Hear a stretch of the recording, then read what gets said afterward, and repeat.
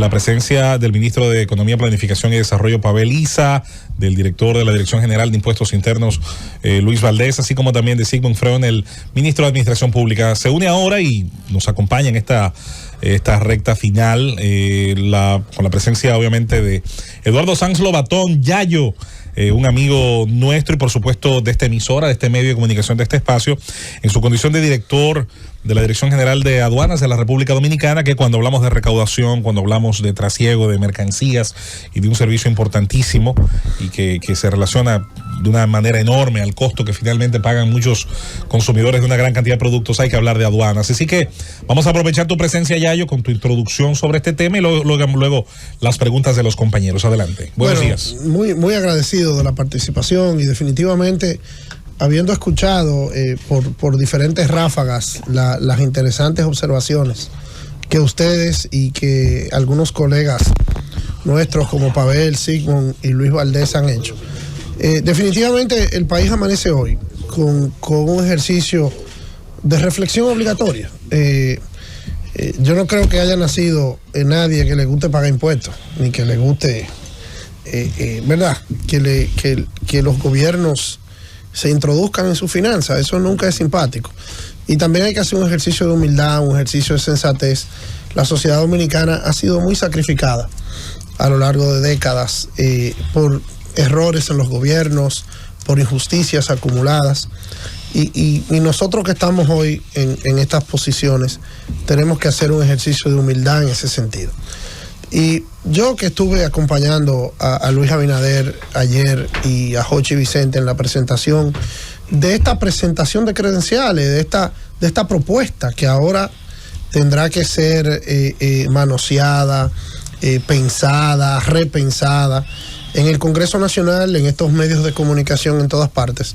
Yo tengo que decirles que yo me sentí profundamente orgulloso de ser amigo de Luis Abinader, de haberlo acompañado desde sus inicios en estos propósitos de conquistar el poder político del país.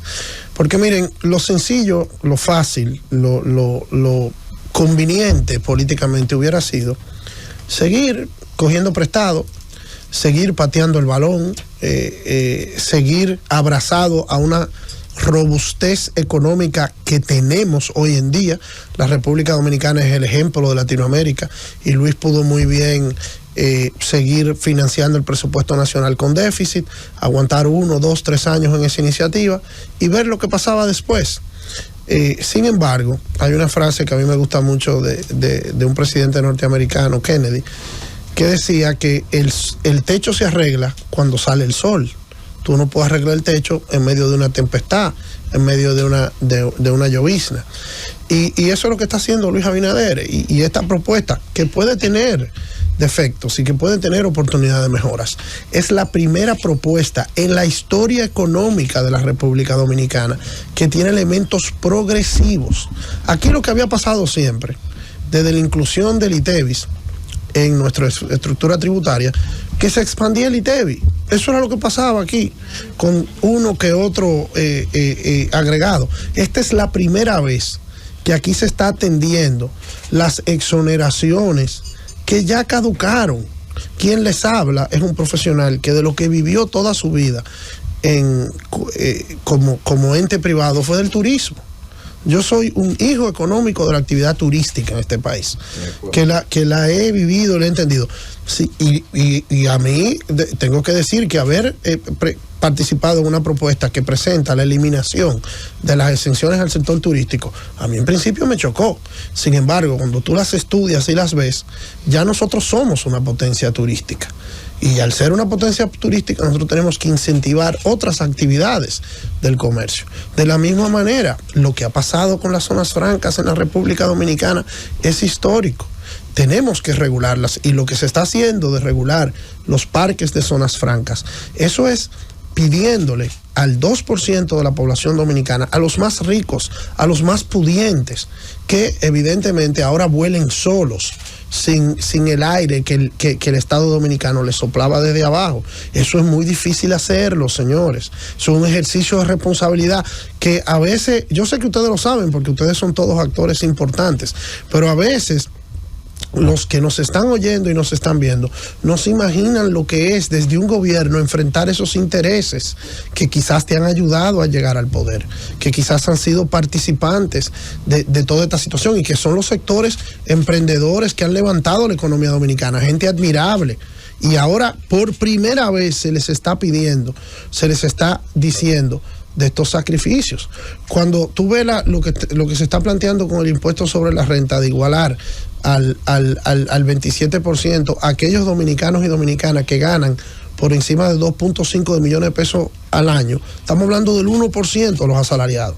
Estamos hablando de pedirle a los dominicanos que más pueden que contribuyan con el barco que es la República Dominicana. Entonces, esto es una reforma progresista que por primera vez contempla casi en la mitad de sus ingresos, pidiéndole a los dominicanos de más recursos económicos que contribuyan con esta realidad. Porque al final, ¿qué es lo que nosotros buscamos? Una sociedad que de cada 10 pesos que le entran al Estado, tiene que gastar entre 3 y 5 pagando servicio de la deuda, no puede hacer inversión en capital. Cuando yo oía que Luis Valdés lo decía, cuando usted toma 1 hora y media para llegar a su trabajo y para llegar a su casa, eso quiere decir que de las 8 o 9 horas productivas que tenemos los seres humanos en horas laborables, usted se pasa el 40% del tiempo en un tapón. El 40% de la productividad de la sociedad dominicana está parado en tránsito. Para eso necesitamos un tren, para eso necesitamos teleférico, para eso necesitamos monorriel. Y eso no se puede hacer sin inversión de capital. Y la economía dominicana se va en 2 grandes partidas: servicio de la deuda y pago de nómina. ¿Qué gobiernos puede recordar la sociedad dominicana que haya decidido mutuo propio eliminar ministerios? Los que hemos trabajado la actividad política. Por ejemplo, aquí tengo yo a mi hermano Aníbal, que se ha estado quejando de algunas situaciones en el sector público. Y yo digo, ¿y ustedes creen que es fácil para un gobierno eliminar un ministerio, eliminar una dirección? Cuando aquí la gente hace y participa en la actividad política para que tu partido te dé un empleo. Eso es la gran realidad de la actividad política en la República Dominicana. Y este hombre se levanta un día y dice, vamos a eliminar 3 ministerios, vamos a eliminar 10 instituciones, para que la sociedad dominicana nos vea con calidad moral de poder plantear esta situación, que a nosotros nos duele plantearlo. A nosotros nos duele, o sea, porque nosotros somos ente vivo y nosotros estamos en el medio. Lo que pasa es que hay que evitar llegar a Venezuela, hay que evitar llegar a Ecuador, hay que evitar llegar a Bolivia, hay que evitar llegar a Nicaragua. Sociedades que colapsaron, que no tienen paz social, que no tienen estabilidad. Hablamos de la migración haitiana. ¿Y ustedes saben lo que cuesta un guardia o un policía en la frontera? Necesitamos más efectivos, necesitamos mejores salarios, necesitamos que esa gente tenga seguro médico, que tengan plan de la vivienda para que nos puedan defender. Porque a veces, entonces, esas cosas no se pueden hacer con la estructura tributaria que tenemos hoy en día. Y esto es un ejercicio de responsabilidad, es un ejercicio de liderazgo. Lo fácil hubiera sido otra cosa, lo fácil hubiera sido lo que hicieron en el 8, lo que hicieron en el 12, lo que hicieron en el 16, que fue patear el balón. Y cuando se apretaba muchísimo la cosa, ampliaban la base del ITEVI, picaban aquí, picaban allí y cogían prestado. Eso era lo que se hacía aquí para mantener la economía dominicana. Y lo que está haciendo Luis Abinader es lo contrario, diciendo claramente, señores, nosotros no podemos seguir con incentivos que ya incentivan la riqueza. Los incentivos tienen que incentivar para que la gente salga de la pobreza. Y es un ejercicio de responsabilidad muy duro, porque nosotros no somos un gobierno que ha sido contrario al empresariado o que ha sido contrario a la actividad económica. Muy por el contrario, de lo que nos acusan es de ser un gobierno popi y de ser un gobierno empresarial. Y sin embargo, los únicos que en la historia económica de este país post-Trujillo, ustedes saben lo que decirle a los industriales dominicanos que se va a eliminar la exención de postindustria. Eso no, miren, yo se lo digo, estoy hablando de mis amistades, estoy hablando de la gente que son el motor económico de este país, porque no los estamos criticando. Al revés, les estamos reconociendo su efectividad. Y como les reconocemos su efectividad y su pujanza, les estamos diciendo que ahora tenemos que incentivar otras áreas de la economía. Entonces yo creo que hoy, dentro de toda esta dificultad, dentro de toda esta incertidumbre que esto produce, de toda esta ansiedad que esto produce, a todos nos produce eso. Hoy estamos todos revisando en qué nos cambia esto nuestras vidas, hasta nosotros que estamos aquí. hay que reconocer que la República Dominicana tiene un liderazgo responsable, un liderazgo vigoroso, que está haciendo lo que toca hacer para proteger a los hijos de nuestros hijos, aunque no sea popular. Y yo siempre he dicho que cuando un político hace lo que es impopular hay que prestarle atención, porque lo normal es que el político esté hambriento de popularidad, esté hambriento de lo fácil, esté hambriento de lo... Por ejemplo, yo recuerdo que en una reunión que estábamos estos días, estábamos debatiendo, bueno, pero vamos a buscar a la gente que para que salgamos a defender esto. Y yo le voy a decir una cosa, y yo fui uno de los que dije, no, pero es que esto hay que defenderlo, porque esto no es... Yo no estoy aquí como un vocero del PRM, yo no estoy aquí ni como un vocero del gobierno, yo estoy aquí como padre, yo estoy aquí como el que quiere ser abuelo. Y yo quiero serlo de dominicanos y de dominicanas, que puedan vivir aquí, que puedan prosperar aquí, que no tengan que irse, que no tengan que emigrar a otras partes del mundo. Y eso no lo vamos a hacer sin una sociedad que no tenga esta oportunidad de que se desarrolle en justicia. O sea, que por eso yo me siento optimista dentro de lo que esto es. Yo creo que sí, que tú estás como familia, como persona, porque en tu área no hay grandes movimientos. Básicamente he descubierto dos: el de los envíos de bajo valor, que sí, eso va a crear mucho ruido, pero son $200 y como quiera, no son los pobres, los pobres los que compran por internet, no son los pobres, o por lo menos no son bienes de primera necesidad. Estaba buscando empresas extranjeras de transporte y me di cuenta que hay una pequeña afectación a las navieras, que tienen la posibilidad de exención del ITEVI, pero que ahora van a tener una presunción de ganancia de un 10%. Eso lo vieron un poco ustedes, que ese sí es un sector robusto, ese sí es verdad que es un sector cerrado. ¿Tú has visto que pudiera impactar? Creo que es un pastrúo, ellos lo van a pasar a sí mismo, a la carga. Mira, definitivamente sí lo vimos. Sí hay otros aspectos.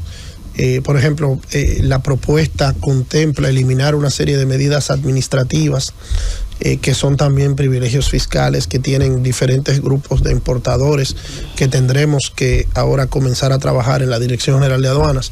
Y efectivamente esa medida tiene mucho que ver específicamente con los fletes, tiene que ver, y definitivamente que sí, que será algo que el sector naviero y el sector importador tendrá que analizar. Lo de traducir el costo o no, eso siempre es una realidad económica, porque todo lo que tú quieres vender, lo quieres vender porque te lo compran.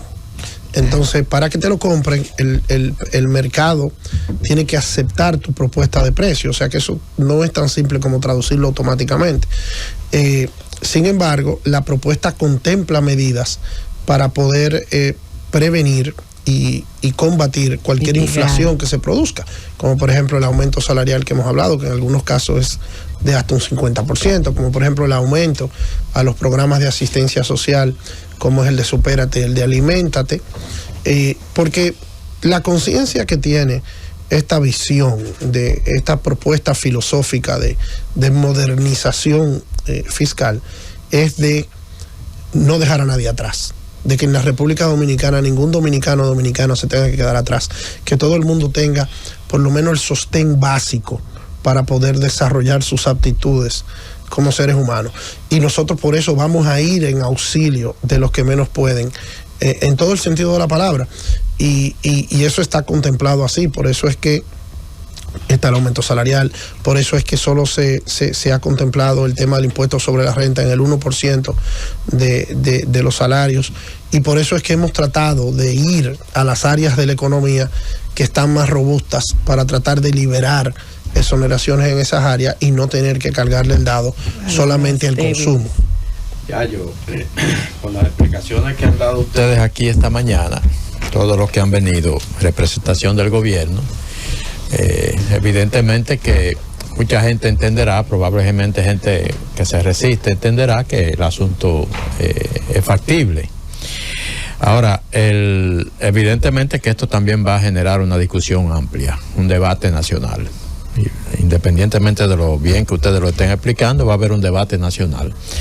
Presidente Abinader, recuerdo que cuando aceptaba su certificado como presidente electo, otra vez en la Junta Central Electoral, habló allí de que la mayoría que ganaron ustedes en las elecciones no se iba a manejar de manera apabullante, sobre todo en el Congreso Nacional. Entonces mi pregunta es, a propósito de esta reforma y del debate que va a generar, ¿hasta qué punto ustedes, como partido y como gobierno, están dispuestos a escuchar y a debatir? Mira, Rosendo, tú haces un punto muy importante. Lo acabamos de vivir con la reforma constitucional. Ustedes tienen aquí un asambleísta. La propuesta que se envió contemplaba una reducción de diputados, terminó siendo aprobado otra, y así también el Consejo Nacional de la Magistratura se percibió de una manera, terminó siendo aprobado de otra. A diferencia de otros esquemas anteriores, ni Luis Abinader ni nosotros en la dirección del Partido Revolucionario Moderno vemos el Congreso como no lo damos por descontado. Yo siempre he dicho, y lo digo hoy, yo soy un admirador de los diputados y senadores, y eso es muy impopular decirlo, porque lo popular es entrarle a patar a los diputados y a los senadores, porque creemos que todos son, como está desacreditada la profesión política. Pero mire, Rosendo, yo sé que tú conoces de esto porque eres un histórico conocedor de la política dominicana. Para usted hacerse diputado o senador de una provincia en la República Dominicana, eso no es paja de coco. Y hay que representar sectores y hay que hacer compromiso. Entonces, tú no le puedes pedir a los diputados y a los senadores que simplemente hagan lo que diga cualquier otro estamento del Estado. Ellos tendrán su proceso, tendrán que verificarlo, tendrán que verse con la gente que a ellos los ha llevado a las posiciones donde ellos están, con sus constituyentes y votantes, como pasa en toda la democracia del mundo. Y si algo ha demostrado Luis Abinader, es que oye, que rectifica, que escucha. Estamos abiertos a cualquier fórmula nueva. Nosotros no creemos que descubrimos el agua tibia, ni que somos todo lo contrario. Nosotros ojalá que nos presenten fórmulas efectivas que sean menos calamitosas para la gente.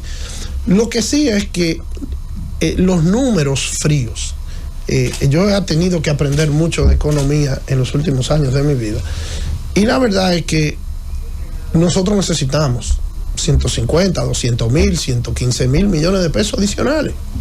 Se necesitan. Entonces, el dinero adicional solo puede salir de tres maneras: o se cogen prestados, o se dejan de gastar, o se ingresan de manera fresca.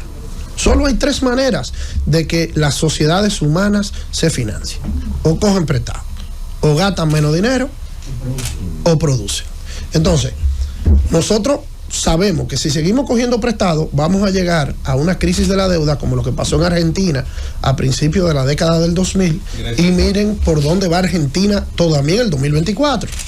O sea, 24 años después todavía está Argentina pitoneando lo que ha pasado en el sur de Europa, no solo en Grecia, que terminó con una crisis de confianza en Europa que ha postrado esa potencia en el mundo. Entonces, nosotros no podemos llegar a una crisis de deuda. Y aunque hoy todavía nos prestan, y que la economía dominicana en el gobierno de Luis Abinader, que llegamos y era BB menos nuestra calificación, y ya hoy en día nuestra calificación es BB más, pero miren la responsabilidad. Nosotros pudiéramos financiar estos 4 años con préstamos sin ningún problema, porque además tenemos la mayoría para aprobar los préstamos. O sea que no habría ningún problema. Lo que pasa es que la visión de Luis no es esa. La visión de Luis no es gobernar de manera cómoda. La versión de Luis es que el sacrificio que nosotros hemos hecho para dejar nuestras familias, para dejar nuestras actividades normales, para asumir la dirección del Estado, es que esto valga la pena, es que aquí haya un legado que la sociedad dominicana pueda disfrutar por décadas por venir. Entonces lamentablemente, lo vamos a ver en el Congreso, vamos a escuchar, ojalá existan propuestas nuevas, pero necesitamos conseguir estos recursos para tener un tren de Santo Domingo al aeropuerto, para terminar las obras de infraestructura en Santiago, para tener más seguridad, para la atención primaria en nuestros hospitales, para que nuestra gente pueda tener acceso a mejores estamentos de salud. Perdón, Abel.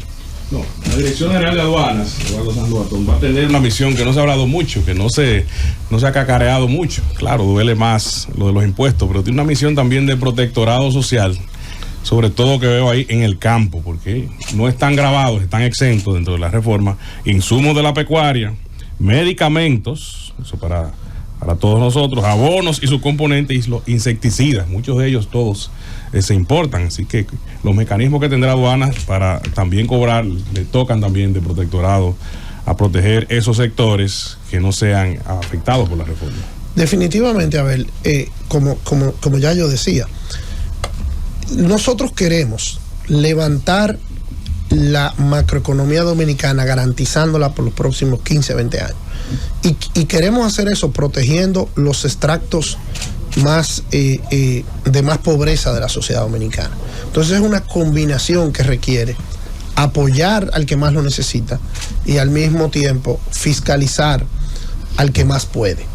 Y eso es lo interesante. Yo comparaba en mis conversaciones ayer que yo creo que Luis Abinader está haciendo en la República Dominicana lo que Franklin Delano Roosevelt hizo en los años 30 en los Estados Unidos. Mucha gente que admira a la sociedad dominicana, la sociedad norteamericana, perdón, habla del Social Security, habla del Medicaid, habla de esa estructura social que se implementó en Estados Unidos y que hoy muchos de nuestros compatriotas disfrutan.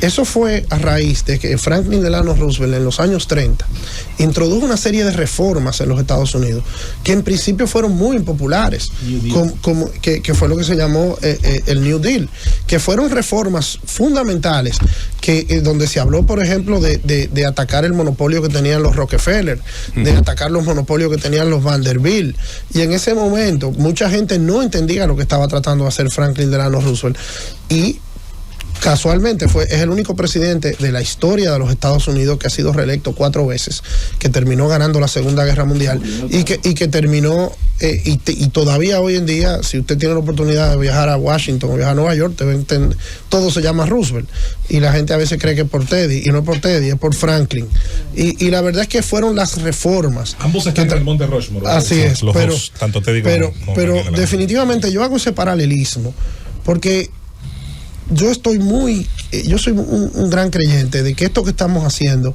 no vamos a pasar un año, nos vamos a pasar un año y medio donde vamos a tener que dar muchas explicaciones, y donde nosotros los que estamos en el gobierno tenemos que tener mucho cuidado hasta cómo andamos, con quiénes andamos.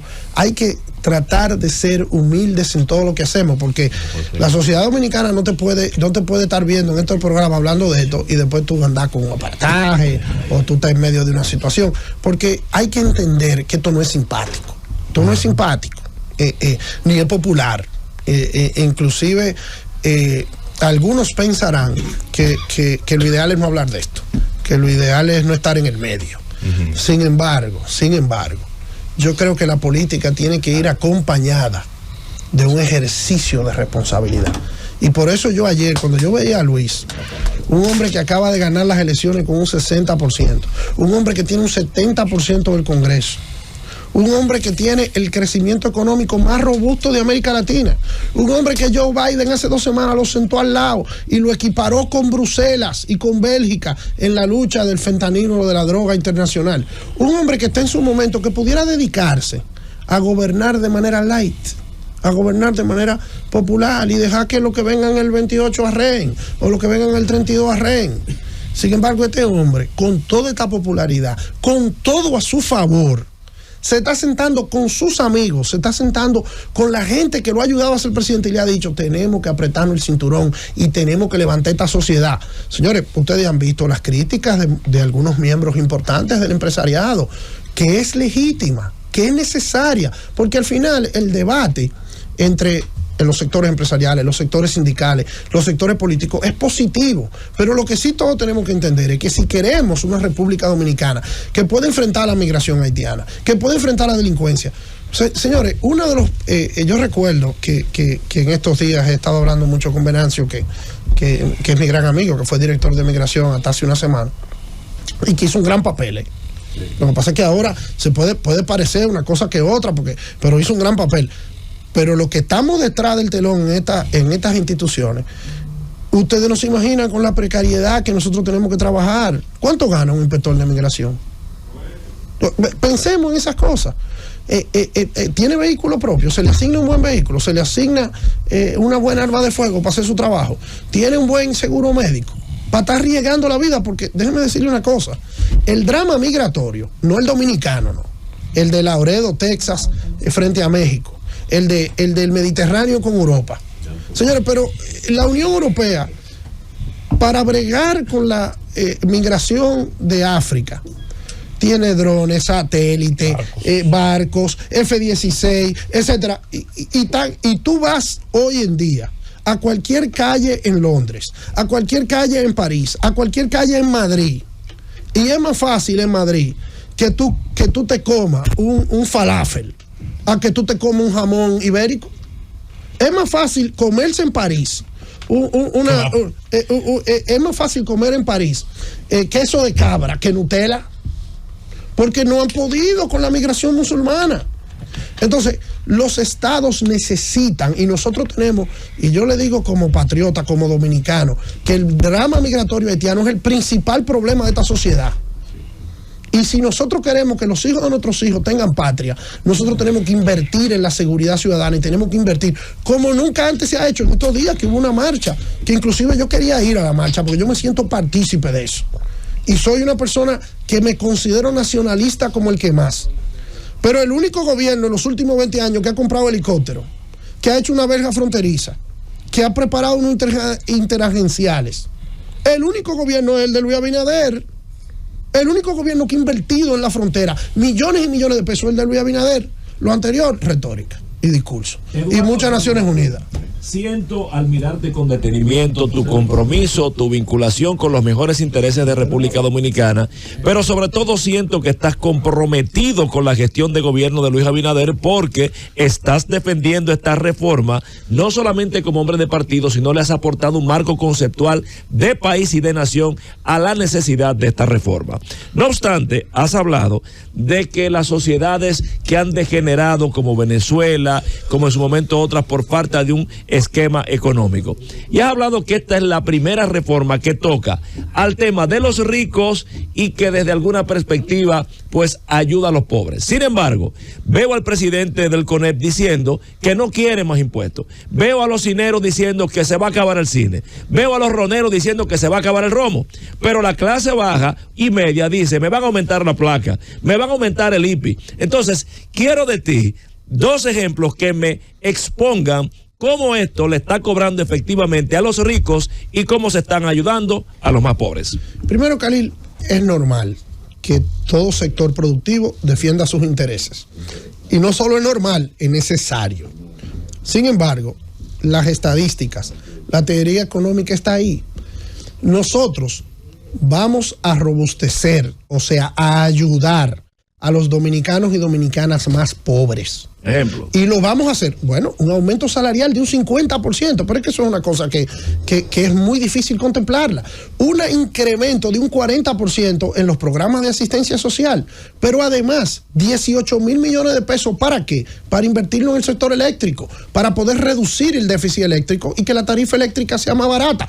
¿Y eso a quién ayuda? A los más pobres. Pero además 11 mil millones de pesos para la municipalidad. Aquí tenemos desde Juan Pablo Duarte hablando del poder municipal y el único gobierno que se ha ocupado de eso. Y tú me dirás, ¿y la municipalidad para qué? Señores, la municipalidad atiende la basura atiende la sanidad. Si tenemos más sanidad, gastamos menos dinero en salud pública. Entonces, para eso necesitamos ayuntamientos robustos. El anticipo que lo quitaron. Por ejemplo, por primera vez exonerando de impuestos de rentas internas, de impuestos sobre la renta, por 3 años a la microempresa, al emprendedurismo. Lo que nosotros necesitamos es las empresas de 10 empleados, de 15 empleados, las empresas nuevas, de muchachos de 25 años, de 30 años, que crezcan en sus empresas. Entonces, ¿cómo pagamos eso? Bueno, de la única manera que podemos pagar eso es yendo a los sectores sociales y económicos que están más desarrollados. Yo le voy a decir una cosa, el que anda por Punta Cana tú la puedes confundir con Cane, o la puedes confundir con Acapulco, o la puedes confundir con Monte Carlo, porque la verdad es que tú caminas las calles de Punta Cana y tú te das cuenta que eso es un polo turístico que no tiene nada que envidiarle a ninguna parte del mundo. Hermano. Pero de la misma manera tú vas a cualquier sector en Casa de Campo, o tú vas a cualquier sector en Samaná y en La Terrena. Lo que este país ha hecho en turismo en los últimos 30 años nos ha convertido en una potencia turística. De la misma manera con Proindustria. Tú coges la exoneración de Proindustria y tú ves las 50 empresas que más uso le han dado a esa exoneración de Proindustria, y tú te darás cuenta que el promedio de ganancia de esas 50 empresas es 850 millones de pesos el año pasado. Estamos hablando de que quien está usando esa exoneración es una empresa que se está ganando alrededor de 900 millones de pesos al año. No. Que eso está bien, que nosotros no queremos. Nosotros queremos más empresas que se ganen eso. Pero ahora, lo que te quiero decir es que esa exoneración ya está completa. Tú me dices de la zona franca. Si tú le vas a vender al mercado local, que se paga hoy un 3%, pero si tú le vas a vender al mercado local, tú estás compitiendo con el que está aquí produciendo y pagando ITEVI y pagando. Entonces, vamos a subirte del 3 al 5%. Si tú vas a exportar, vas a seguir sin pagar. Y los parques de zona franca, que son empresas inmobiliarias, porque si tú tienes un parque de zona franca y en ese parque de zona franca tú tienes 10 zonas francas, lo que están exportando son las zonas francas, no el parque de zona franca. Mirando naves. Evidentemente, si tú eres un empresario que tiene 3 parques de zona franca, si tú eres un empresario que tiene 10 hoteles, si tú eres un empresario, estas cosas no te gustan. Y esa es la valentía. Porque miren, hablando aquí, que veo aquí a mi querido amigo Don Bienvenido, a quien no tengo cómo agradecerle toda su gentileza, no ahora, sino hace años y años, porque este ha sido un bastión de la democracia, esta emisora. Ahora lo veo a él, que es un empresario importante del país. Mire, decirle a esos empresarios eso no es suave. Eso no es suave, porque vamos a hablar profundamente. Así es que se financian las campañas, claro. Así es que los partidos políticos se constituyen. Esas son la misma gente que yo mismo he molestado. Mira, necesitamos una planta eléctrica en el local que no la tenemos. O sea, lo que nosotros estamos haciendo no es simple, ni es fácil, pero es necesario. Y es como cuando usted está en su familia, que un hijo no está estudiando, o que una gente deja la llave abierta o deja la luz prendida, que tiene que decir, mira, apaga la luz. Eso no es simpático.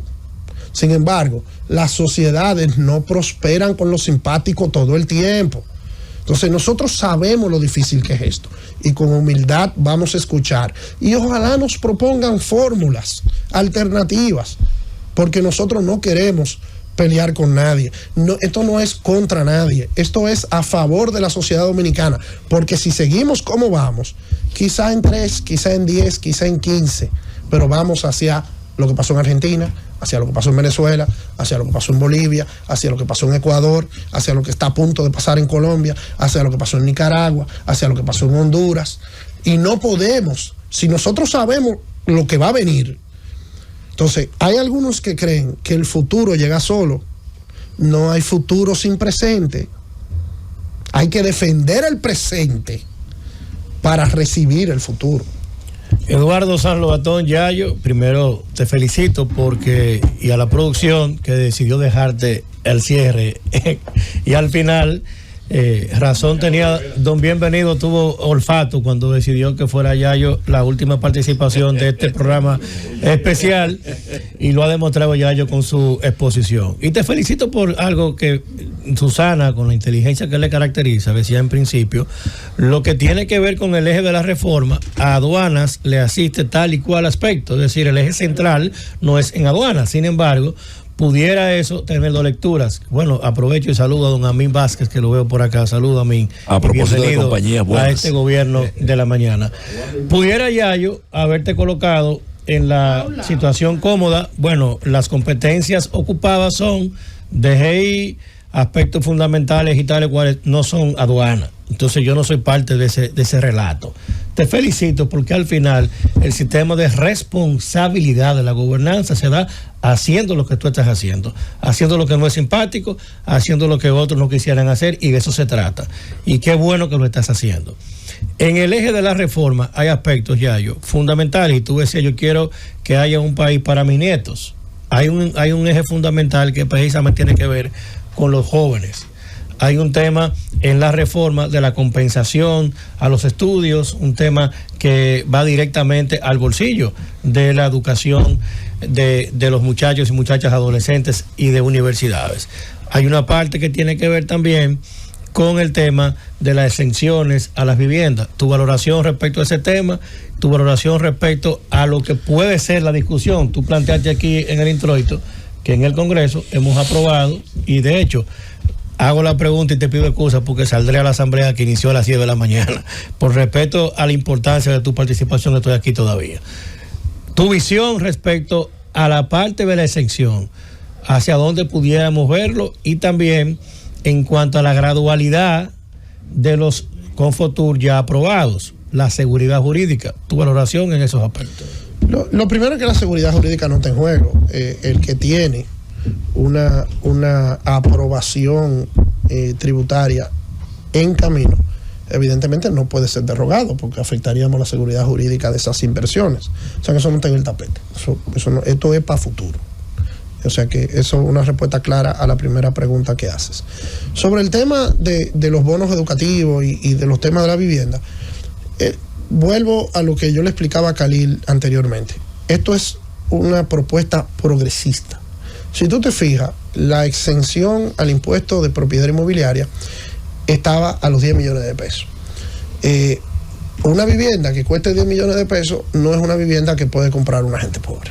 Es una vivienda que puede comprar una persona con algún nivel de sosiego económico. Nosotros estamos llevando eso a 5 millones de pesos. Todavía 5 puntos algo, que creo que son casi 5.5. Y eso se va a indexar todos los años. Entonces, si usted va a comprar una vivienda de menor de 5.5, no paga el impuesto de propiedad inmobiliaria. Si lo va a comprar por encima, pues entonces sí. Porque una persona que compre una casa o un apartamento que cueste 10 millones de pesos, no es necesariamente pobre. Entonces, y eso está horizontalmente en todas las reformas. Hoy me preguntaban del tema educativo, que yo soy entonces yo creo que hay cosas educativas que deben mantenerse y pueden mantenerse. Ahora, si usted tiene un hijo en un colegio de lujo, de privilegio, bueno, pues usted no debe aplicar una exención educativa si su hijo o hija está en un colegio bilingüe que cuesta mensualmente 100 mil pesos. Porque si usted puede pagar ese colegio, usted no necesita una exención educativa. Vamos a dejar la exención educativa al que tiene un niño en una escuela pública que tiene que comprar útiles escolares. O sea, lo que nosotros estamos... Porque yo le voy a decir una cosa. Yo no quiero mencionar establecimientos de ningún tipo porque no se trata de afectar a nadie. Pero yo recuerdo cuando nosotros estábamos en la empresa privada, que yo presidía una firma de servicios legales, y yo recuerdo que nuestros abogados y todo, cuando llegaba la época de la exención de educación, todos aplicaban. Y yo recuerdo que yo decía, cónchale, pero nosotros somos tremendos, porque con el nivel, ¿tú entiendes? Porque al final del día, o sea, tú necesitas una exención de educación, o lo que pasa es que si está ahí, tú la vas a usar. Pero lo que tenemos que entender, comenzar a entender que hay cosas que deben ser para los dominicanos y dominicanas que más lo necesitan. No pueden ser para todos nosotros, porque el Estado no nos puede financiar a todos. ¿Tú entiendes? Entonces, cuando, por ejemplo, una de las propuestas es que los legisladores hagan un sacrificio. Hoy en día ellos tienen 2 exoneraciones para 2 vehículos, que lamentablemente con el paso de los años eso se degradó, porque lo que hacían los legisladores era que vendían la exoneración. Ese no era el objetivo de la exoneración, que tú la vendieras. El objetivo era que tú compraras un carro. Entonces, ¿qué se está haciendo ahora? Se le va a asignar a los legisladores, tienen ellos que aprobarlo, hay que ver si ellos lo cambian. Bueno. Tienen que ver que se lo cambian, pero definitivamente la filosofía en todos los renglones, que el que más puede sea el que más se sacrifique. Porque, y lo estamos haciendo con los legisladores, lo estamos haciendo con los empresarios, lo estamos haciendo con el gobierno. Señores, yo quiero que ¿cuánta gente ha hablado aquí de la eminente instituciones? Ya gracias a Dios en Google y en Facebook y cosas, tú puedes buscar lo que todo el mundo ha dicho. Aquí se está hablando de eliminar instituciones hace 20 años y nadie ha eliminado ni una.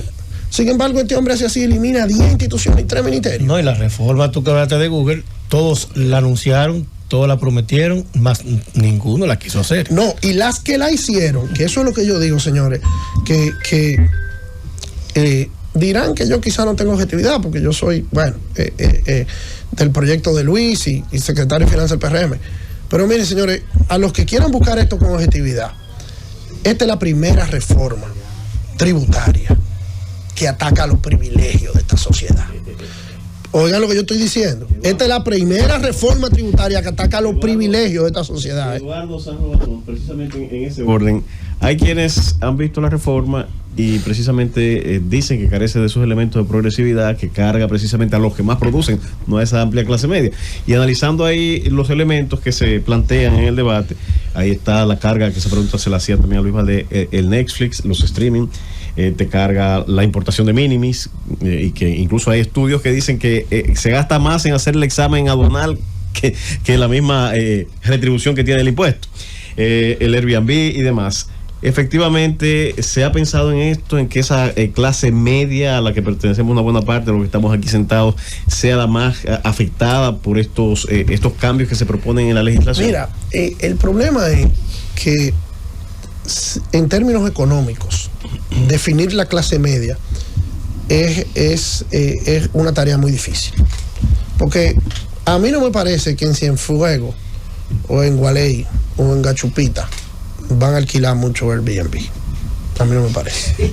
Ni Martín ni nada. Pero será curioso, pero ellos sí la alquilan para salir a hacer turismo. Pero fíjate lo que te quiero decir. Entonces, definitivamente estas cosas, mi querido amigo, no son simpáticas.